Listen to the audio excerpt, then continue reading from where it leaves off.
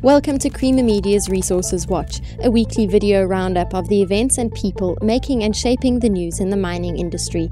This week, Petrochemicals company Sasol allocates 3.1 billion rand for a new export coal mine and wants to explore for shale gas in the Karoo. Peter Leon is cautiously optimistic as South Africa mulls the future for mining. And Barrick Gold's spin-off may be the start of an industry right-sizing.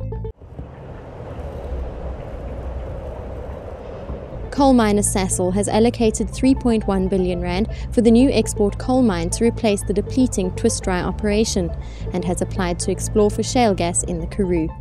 This is a replacement mine. We plan to keep up our export coal business. It's a very important business for us, a very lucrative one, although prices were quite suppressed in this last 6 months under reporting.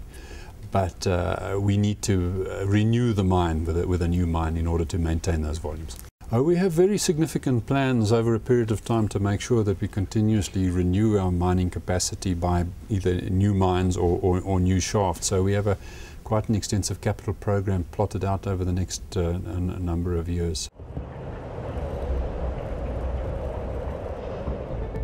Weber Wenzel mining partner Peter Leon is cautiously optimistic about the outcomes of deliberations by new Mineral Resources Minister Susan Shabangu's mining sector tripartite task team. It's a work in progress because it's not finished, but it's only the beginning.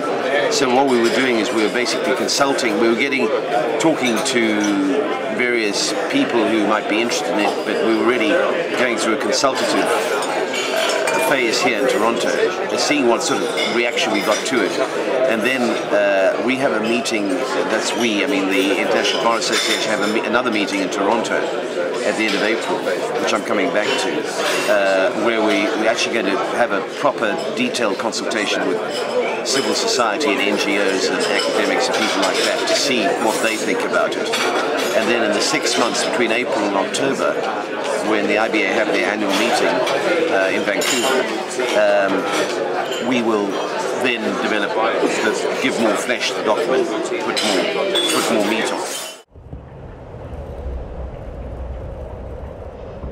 Randgold Resources CEO Mark Bristow says that Barrick Gold's plan to spin out its African assets into a new London-listed company could be a sign of things to come.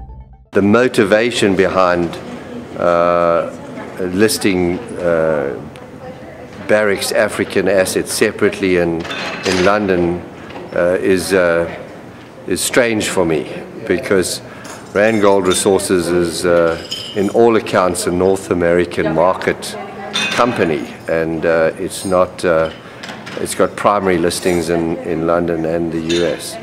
I think it's going to be very interesting for us to see those assets valued by the market. So all in all, I think it's important. I think it's also an interesting sign that majors are struggling to deliver value as a consolidated business, and that they feel that by splitting up their assets in different markets, they'll be able to create more value. And that maybe that's going to be the start of the consolidation that I've always talked about.